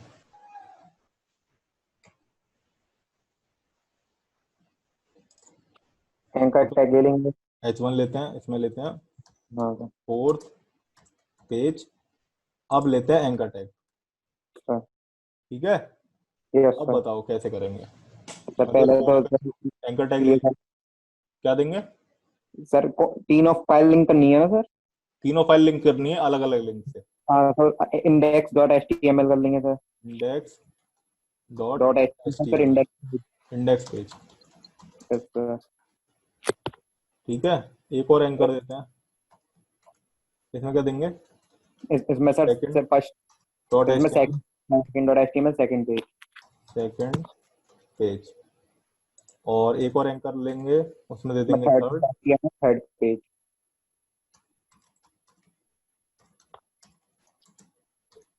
भाई इतना कर दिया मैंने तो कलेक्ट। अभी जरा मैं फाइल को सेव करता हूँ, अब तुम लोगों ने जैसा बताया उस पर देखते हैं। ठीक है, यस सर। यहाँ पर हम क्या कर देते हैं, फोर्थ HTML पेज था, यस सर। इसे भी लिंक करा देते हैं भाई। इंडेक्स सेकंड और थर्ड से फोर्थ को लिंक करा देते हैं। कैसे लिंक कराऊंगा मैं? इंडेक्स से फोर्थ को। हाँ, इंडेक्स से फोर्थ को लिंक कराना है। हाँ तो sir fourth dot HTML। Direct नहीं लिंक होगा। देखो तुमने उसमें भी गलती करी है और इसमें भी गलती करी है। देखो यहाँ पर है इंडेक्स, यस सर। तो इससे सबसे पहले इस फोल्डर को एक्सेस करोगे कि नहीं? हाँ सर। तो सबसे पहले क्या नाम आएगा फोल्डर का files file underscore folder. Folder, और फिर लगेगा फॉरवर्ड स्लैश। अब आया fourth dot HTML. Yes sir. इस तरीके से हम एक्सटर्नल एक्सटर्नल किसी एक्सटर्नल फाइल से किसी फोल्डर के इनसाइड अंदर वाली फाइल को लिंक करते हैं। मतलब फोल्डर का सबसे पहले फोल्डर का नाम, फिर उसके बाद उस फिर फाइल का नाम जो हमें लिंक करानी है। यहाँ पर क्या कर दिया? Fourth fourth page. डॉट ठीक है, HTML फोर्थ पेज। और ये सारी की सारी फाइल्स क्या है? एक्सटर्नल फाइल्स है ना, सेकंड भी एक्सटर्नल है और थर्ड भी है, तो सेम यही प्रोसेस हम यहाँ पर भी फॉलो कर देंगे। मैं फाइल को सेव कर लेता हूँ, सेव ऑल। ये सारी फाइल सेव हो गई। अब हम क्या करते हैं, यहाँ पर चेक करते हैं। अभी हमारे पास फोर्थ आ गई। Yes sir. फोर्थ पे क्लिक करूंगा, ये आ गया फोर्थ पेज। Yes sir. पर तुमने इंडेक्स सेकंड और थर्ड पेज कनेक्ट करवाए थे मेरे को यहाँ पे। मैं इस पे Yes, क्लिक sir. करूंगा, क्या दे दिया इसने? Can not gate files folder index dot HTML. और देखना जब हम इंस्पेक्ट करके देखेंगे तो हमारे पास एरर क्या आ रहा होगा? Fail to load resource 404 not found. मैंने बताया था ना 404 तब आता है Yes, जब sir. हमें कोई फाइल नहीं मिलती है। नहीं मिल। ठीक है, यस सर। अब ऐसा क्यों हो रहा है? तुमने यहाँ पर देखो, जब मैंने क्लिक किया तो यह क्या दिखा रहा है? फाइल फोल्डर, फिर फॉरवर्ड स्लैश दे रहा है इंडेक्स डॉट एचटीएमएल। मतलब वो फाइल फोल्डर जो हमारा था उसके अंदर ढूंढ रहा है इंडेक्स डॉट एचटीएमएल को, पर अंदर तो कोई फाइल नहीं है ना। यहाँ पर देखो, यस सर। फोल्डर के अंदर तो कोई फाइल नहीं है ना। तो हमें सबसे Yes, पहले जब हमें अंदर वाली फाइल से किसी बाहर वाली फाइल को लिंक कराना होता है तो इस फोल्डर से बाहर निकलना होगा। yes, sir. ठीक है, कैसे निकलेंगे? Double dot forward slash. अब आया इंडेक्स डॉट एचटीएमएल, हाँ। कैसे? Double dot second dot HTML. अभी क्लियर हुआ? हो गया सर। हाँ, तो इस तरीके से हम बाहर निकलते हैं किसी फोल्डर के अंदर। अब देखना इंडेक्स पेज पे क्लिक करोगे, रिफ्रेश नहीं किया मैंने, आ गया second page. Yes sir. Fourth page से किस पे जाऊं अब बताओ? थर्ड पे। Yes sir. थर्ड पे गए, देखो थर्ड पेज भी आ रहा है, एक्सेस हो रहा है। तो क्लियर हुआ लिंक्स कैसे करते हैं हम? हो गया सर। हम्म। अभी मैं एक काम करता हूँ, थोड़ा सा और कॉम्प्लिकेटेड बना देते हैं चीज को। सर अब आप कितना कॉम्प्लिकेटेड बनाओगे? है फाइल्स अंडरस्कोर फोल्डर 2 दे दिया मैंने। इसके अंदर मैंने एक फाइल और क्रिएट कर दी, फिफ्थ डॉट एचटीएमएल। अब मुझे इसे लिंक करा के दिखाओ इस वाली फाइल से, मतलब फोर्थ से फिफ्थ को लिंक करवा के दिखाओ। ये लिंकिंग कोई भी नहीं पढ़ाएगा, क्योंकि ये क्या होती है, ये जब हम एप्लीकेशन डेवलपमेंट करते हैं तब जाकर के ये चीज आती है। बताओ इसे कैसे लिंक करेंगे फोर्थ को फिफ्थ से? ये फोर्थ वाली फाइल है, इसे फिफ्थ वाला पेज मेरे को लिंक करना है। बताओ बताओ, आवाज आ रही है मेरी? आ रही है सर, आ रही है। हाँ, तो इसे बताओ लिंक कैसे करेंगे? पहले dot dot slash fifth HTML। Dot dot slash. अब देखो, हाँ। सुनो सुनो सुनो, डायरेक्ट लिंक नहीं कराएंगे। Yes sir. हमारे पास क्या है? इस फोल्डर से तो मैं बाहर, हाँ। इस फोल्डर से तो बाहर निकला है, अब इस फोल्डर के अंदर जाना पड़ेगा ना। तो सर पहले उसका फोल्डर का नेम पहले डालेंगे। फोल्डर का नेम और फिर fifth dot HTML. Fifth dot HTML।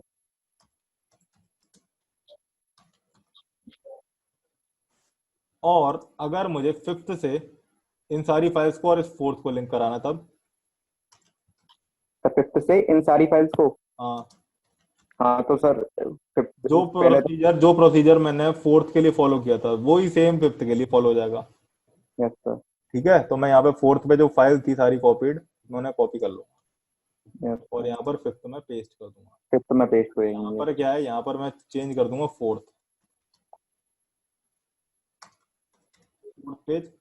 इसे डिलीट यस। करते हैं यहाँ से, फॉरवर्ड स्लैश। हमारा फोर्थ पेज किसमें पड़ा हुआ? फाइल्स फोल्डर वाले में। Yes sir. हो गया। Yes sir. अब चेक करते हैं भाई, देखो फोर्थ पेज पे हमारा फिफ्थ आ रहा है, क्लिक किया यस फिफ्थ सर। पेज आ गया। और Yes, sir. फोर्थ पेज को एक्सेस किया, फोर्थ पेज भी एक्सेस हो गया। इंडेक्स पेज को एक्सेस किया, इंडेक्स हो रहा है। थर्ड पेज एक्सेस हो रहा है, फोर्थ पेज हो रहा है। अब सारे एक्सेस होंगे, सारे पेज एक्सेस होंगे। तो इस तरीके से हम लिंक्स को कनेक्ट करते हैं। क्लियर Okay, हुआ? sir. Yes, sir. और यही पूरा टॉपिक मैं लिंक्स और फाइल्स पाथ वाले में पढ़ाने वाला था। Yes, sir. अभी समझ में आया किस तरीके से लिंक अप करते हैं? आ गया सर, आ गया। हाँ, एक इस बार सर तरीके। प्रैक्टिस कर लेंगे लैब घर पे हाँ, तो। और इस चीज की प्रैक्टिस जरूर करना। देखो, यस सर। जो एक वेबसाइट होती है उसमें सबसे मोस्ट इम्पोर्टेंट पार्ट जो होता है वो होता है लिंकिंग का। Yes sir. अगर आपने सही तरीके से लिंकिंग नहीं करी है तो आपके वेब पेज उल्टे सीधे कनेक्ट हो जाएंगे। Yes sir. और जैसे मैं एक चीज और बताना भूल गया लिंक में, मान लो कि तुमने एक लिंक क्रिएट करी, इंडेक्स पे करते हैं, एक लिंक क्रिएट करी, मिसलेनियस दे देता हूं मैं इसका नाम, miscellaneous link.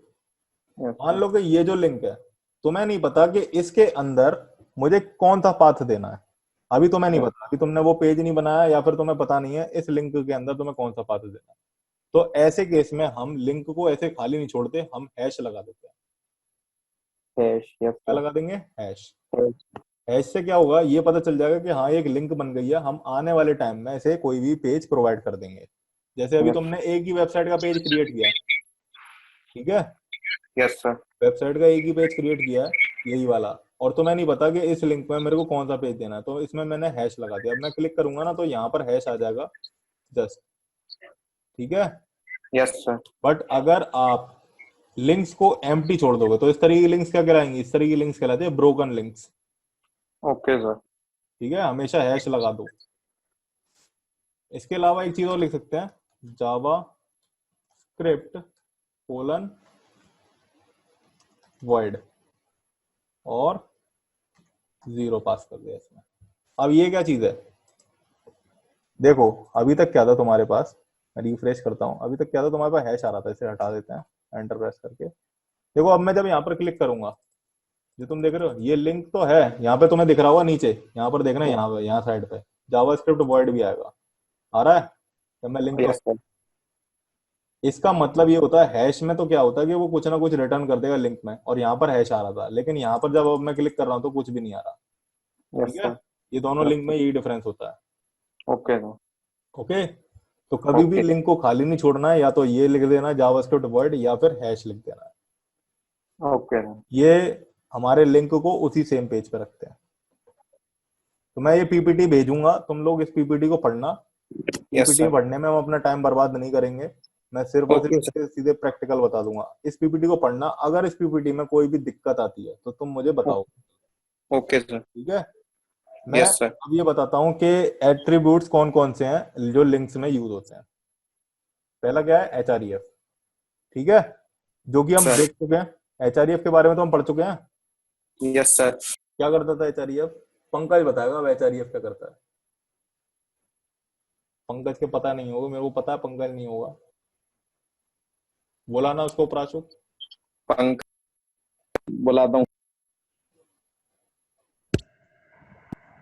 Yes sir. Pankaj कहाँ चले जाते हो तुम? सर मेरा माइक खराब हो गया सर, इसलिए होता ही नहीं है सर। अच्छा, माइक खराब हो गया इसलिए तुम्हारे को सुनने में थोड़ी सी परेशानी हो रही है। चलो कोई बात नहीं, वीडियो तो सुन लेते हो ना तुम? यस सर, वीडियो कर लेता हूँ। हाँ चलो कोई नहीं, उससे उससे कोई तो चलो समझ में आ रहा हो। देखो भाई, एचआरईएफ की फुल फॉर्म होती है हाइपर लिंक रेफरेंस, और यस एचआरईएफ सर। एट्रीब्यूट की मदद से हम लोग एक वेब पेज को दूसरे वेब पेज से कनेक्ट करते हैं। ये तो तुम लोगों को पता चल गया होगा। हाँ सर। अब आता है टारगेट। टारगेट से पहले मैं डाउनलोड बता देता हूँ। डाउनलोड में क्या ट्रू और फॉल्स लिखा हुआ है? तो ये क्या, ये एक बूलियन एट्रीब्यूट है। इसकी वैल्यूज क्या है? ट्रू और एट्रीब्यूट फॉल्स। ट्रू और यस फॉल्स। जिस जिस एट्रीब्यूट की वैल्यू ट्रू और फॉल्स होती है वो क्या होता है? एक बूलियन एट्रीब्यूट होता है। ओके डाउनलोड एक बूलियन एट्रीब्यूट है। अब मैं क्या करता हूँ, डाउनलोड लिख देता हूँ। अब डाउनलोड में क्या करते हैं, हम एक फाइल रख लेते हैं, मैं एक इमेज डाउनलोड कर लेता हूँ, ठीक है ना। Yes sir. मैं वॉलपेपर डाउनलोड कर लेता हूँ, HD wall paper for PC, ठीक है, यही वाला ले लेते हैं।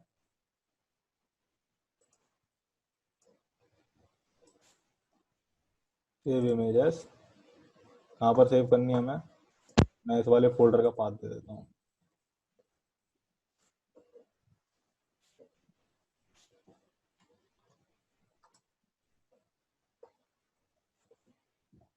एक दो इमेज और सेव कर लेते हैं।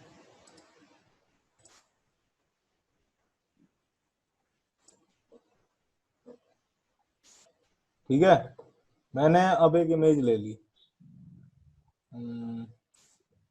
हाँ, तो मैंने यहाँ पर एक इमेज इंसर्ट करवा दी थी, कहाँ गई वो, अभी तक नहीं आई। फोटो डॉट ये आ गई है। ठीक है, ओपन भी हो रही है कि नहीं हो रही है ये?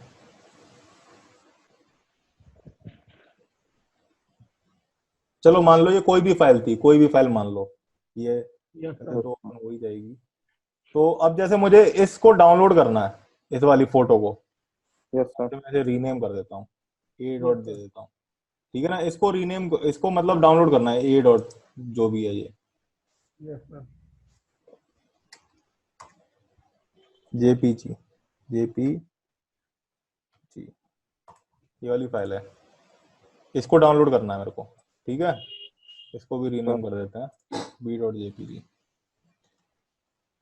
B dot JPG.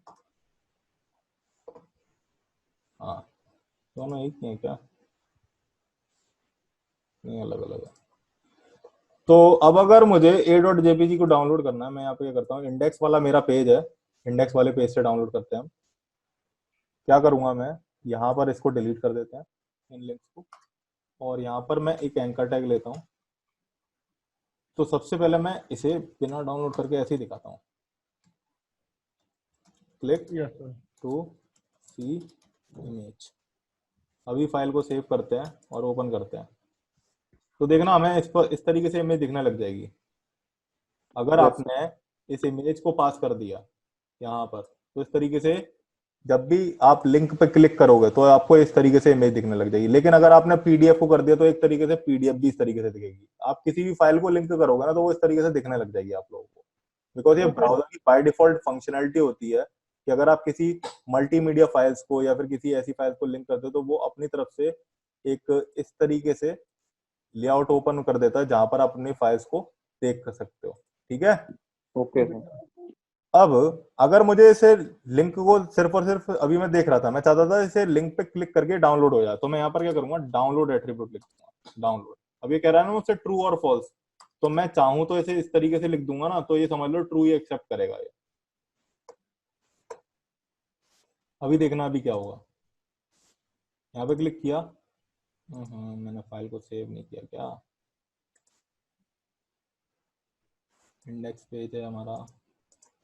हाँ, ये डाउनलोड की कह रहा है ना, सेव एज कह रहा है बार बार, सेव कहीं पर करा दो, से जाओ, सेव किया, डाउनलोड हो गई। Yes sir.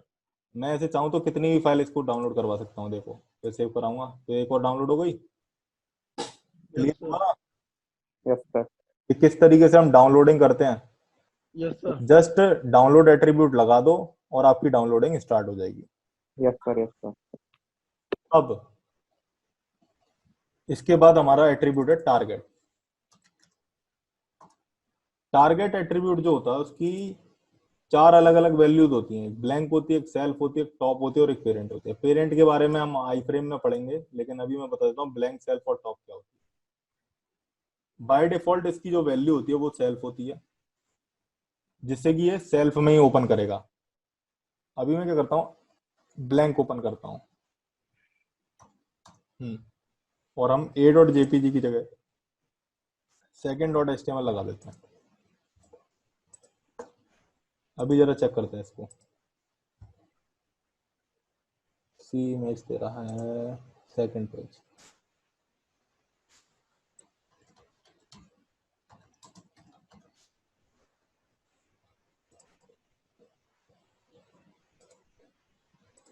देखो जब मैं इस पर क्लिक करूंगा तो देखना लिंक कहाँ पे ओपन होगी, एक न्यू टैब में ओपन हो रही है। Yes sir. एक न्यू टैब में ओपन होगी हमेशा। जब हम ब्लैंक एट्रीब्यूट को लेंगे और ब्लैंक एट्रीब्यूट सॉरी टारगेट के अंदर जब हम ब्लैंक वैल्यू देंगे टारगेट की, तो हमेशा जो हमारी लिंक होगी वो क्या होगी, एक न्यू टैब में ओपन होगी ब्राउजर यस के। सर। Yes sir. वहीं पर अगर हमने सेल्फ दे दिया, सेल्फ, और सेव किया, तो ऐसा कुछ भी नहीं होगा, ये हमारी उसी टैब में ओपन होगी जो कि हमारा ओपन था पहले से। और सेल्फ और टॉप एक ही जैसे होते हैं ऑलमोस्ट, इनमें डिफरेंस कुछ नहीं है।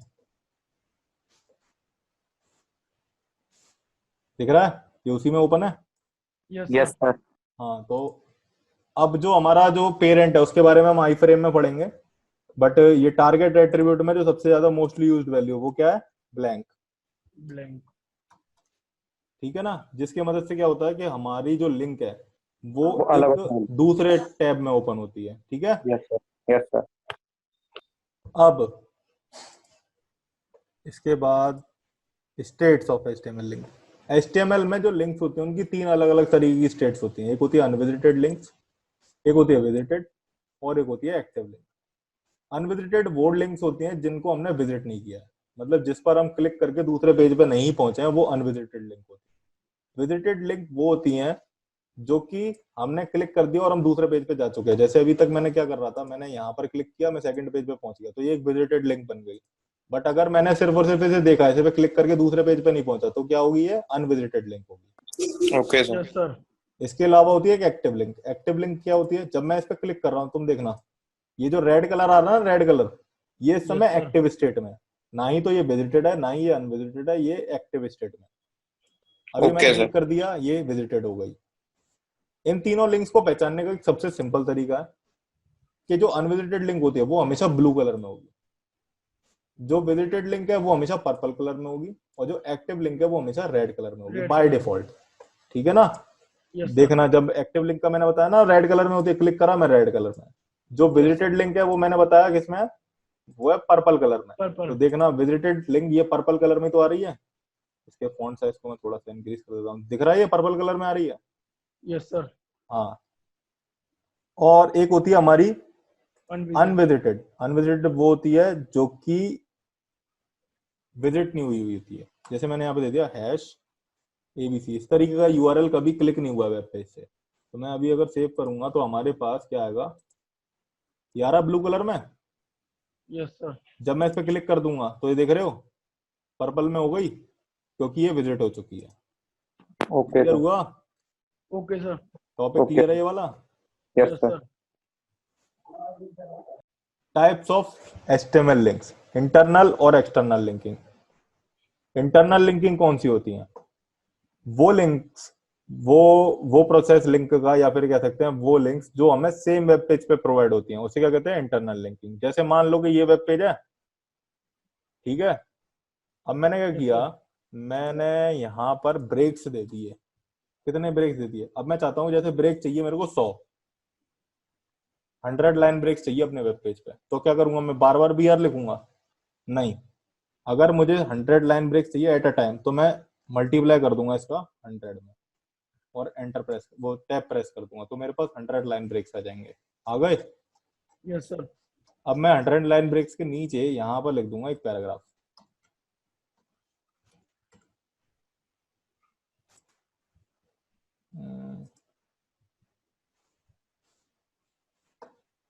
तो देखना मेरे पास ये कंटेंट है, अभी मैं इसे दिखाता हूँ वेब पेज पे ये कैसे आ रहा है। देखना ये क्या है, नीचे देखो ये आ रहा है, कितनी नीचे आ रहा है। मैं चाहता हूँ इस लिंक पे क्लिक करके मैं डायरेक्ट इस पे पहुंच जाऊं। अभी मैं इस लिंक पे क्लिक करके दूसरे पेज पे पहुंचता था, लेकिन अभी मैं चाहता हूँ कि इसी पेज के किसी हिस्से पे पहुंच जाऊं, इस वाले हिस्से पे। तो इसके लिए हम क्या करेंगे, सबसे पहले जो हमारा ये जो जिस पार्ट पे हमें पहुंचना है उस पर लेंगे आईडी एट्रीब्यूट। ध्यान से देखना, आईडी एट्रीब्यूट, आईडी एट्रीब्यूट में हम एक वैल्यू पास कर देंगे जो हमारी मर्जी का है। ठीक है ना, मैंने दे दिया कंटेंट। क्लियर। Yes, sir. और एचआरईएफ में मैंने क्या पास कर दिया, एचआरईएफ में मैंने लगाया हैश, और यहां पर पास कर दिया कंटेंट। ये क्लियर है, बताओ ये Yes, sir. क्लियर है। Clear. Yes, sir. Yes sir. Internal links save किया मैंने। ये कंटेंट यहां पर मैंने क्यों लिखा है और कुछ क्यों नहीं लिखा, बिकॉज मैंने यहां पर जो आईडी के अंदर वैल्यू पास करी थी वो भी क्या थी, कंटेंट। और इस कंटेंट को, सॉरी, इस वाले कंटेंट को एक्सेस करने के लिए मैंने यहाँ पर क्या किया है, यहाँ पर हैश पास कर दिया इस आईडी को एक्सेस करने के लिए। ठीक है, अभी जरा चेक करते हैं इसको। रिफ्रेश किया हमने पेज, हम इधर आ गए, इंटरनल लिंक्स दिख रहा है। अब मैं इस पे क्लिक करूंगा ना, देखो मैं उस वेब पेज पे उस हिस्से पे उस पार्ट पे पहुंच गया। इसी प्रोसेस को कहते हैं हम इंटरनल लिंकिंग। और अभी तक हम जो एक पेज को दूसरे पेज से कनेक्ट कर रहे थे वो क्या थी, एक्सटर्नल लिंकिंग। समझ में आया? आ गया sir. File path, absolute file path and relative file path. देखो भाई एब्सोल्यूट फाइल पाथ क्या होते हैं, जैसे मैंने क्या किया, ये जो फाइल का पाथ है मैंने कॉपी कर लिया यहाँ पर, और मैं यहाँ पर दिखाता हूँ जस्ट यहाँ पे तुम लोगों को। फुल एड्रेस HTTP से लेकर के ये उसका पोर्ट नंबर और ये IP एड्रेस और उसका फाइल का नाम और ये जो कंटेंट वंटेंट मैंने दिया, ये क्या है, ये है एब्सोल्यूट पाथ। ठीक है, और यहाँ पर मैंने जो index.html लिया, सिंपल HTML, ये क्या है, ये क्या है, रिलेटिव पाथ। समझ में आया? आ गया सर। मैं फिर से बताता हूँ। जो फाइल तुम क्या करते हो, तुम यहाँ पर ये जो पूरा का पूरा एड्रेस कॉपी कर रहे हो, ये दिख रहा है, ये पूरा HTML PPT और HTML वेबसाइट, ये पूरा का पूरा क्या है, ये पूरा है एब्सोल्यूट पाथ। अब इस HTML वेबसाइट के अंदर कोई इंडेक्स फाइल है या फिर ये खाली HTML फोल्डर है, सिर्फ और सिर्फ HTML का ये जो फोल्डर है, ये कहेगा रिलेटिव पाथ। ठीक है? Yes sir. Miscellaneous link activities, ये जो है अलग अलग तरीके की लिंक्स की, ये हम कल पढ़ेंगे। ओके, ओके आज लिंक्स की प्रैक्टिस करो, और लिंक की प्रैक्टिस करोगे तो तुम मेरे को कल 2-3 एप्लीकेशन ऐसी बना करके दो, या फिर मैं कह सकता हूँ कि एक वेबसाइट ऐसी बनाओ, मैं बता रहा हूँ, लिखो उसे, वैसी वेबसाइट बना करके कल ईमेल आईडी मैं दे दूंगा, उस पर सबमिट करनी है। देखो वेबसाइट में क्या करना है, नोट कर रहे हो? Yes sir. हाँ, वेबसाइट में क्या करना है, 4 अलग अलग तरीके के पेजेस बनाने हैं, 2 फोल्डर के अंदर और 2 फोल्डर के बाहर। एक मेन पेज होना चाहिए उनमें से, उस मेन पेज को उन तीनों से कनेक्ट करना है, उन तीनों फाइल को उन बाकी के तीनों से कनेक्ट करना है। समझ में आ रहा है? नहीं आया? नहीं आया? देखो क्या करना है, एक एप्लीकेशन ऐसी बनानी है जिसमें 4 फाइल होंगी। ठीक है, 1 2, जैसे ये मान लो 1 है, ये 1 2 है, या फिर ये है 1 और ये है 1, और 2 फाइल फोल्डर के अंदर होंगी। एक फोल्डर ये बनाया, एक फोल्डर ये बनाया, इसके अंदर एक फाइल, इसके अंदर एक फाइल। इन दोनों फाइल्स को इन फाइल से कनेक्ट करना है, एंड इन सारी फाइल्स को इनसे कनेक्ट करना है। इन सब के अंदर 2 पैराग्राफ और 2 हेडिंग्स। ठीक है, ये लिखनी है, और 2 डाउनलोडिंग लिंक्स लगानी है किसी भी फाइल के अंदर। ये लिख लेना, कल ये मुझे बना करके देना है। ठीक है? Yes sir. चलो ठीक है, तो फिर आज की क्लास यहीं पे ओवर होती है। Okay sir.